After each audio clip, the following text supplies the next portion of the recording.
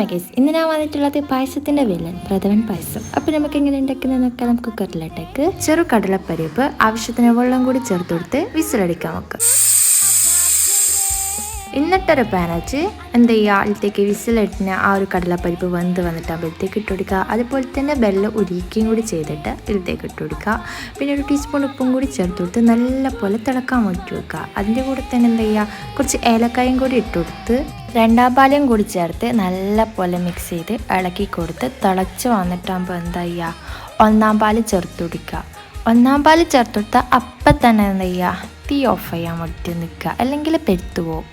എന്നിട്ട് എന്ത് ചെയ്യുക, ഒരു പാൻ വെച്ച് 6 kg പറഞ്ഞു കൊടുത്ത് അണ്ടിപ്പരിപ്പം മുന്തിരി എന്ത് ചെയ്യുക, വറുത്തെടുത്ത് അതിലേക്ക് ഇട്ട് കൊടുക്കുക. ആഘോഷങ്ങൾ വരുമ്പോൾ ആരാണ്ട് സേമിയ ഉണ്ടാക്കി കൊടുക്കാതെ ഇതേപോലെ നല്ല വെറൈറ്റി ഉണ്ടാക്കിയിട്ട് എന്ത് ചെയ്യുക, കൊടുക്കുക. നല്ല ടേസ്റ്റാണ്, എല്ലാവർക്കും ഇഷ്ടപ്പെടും.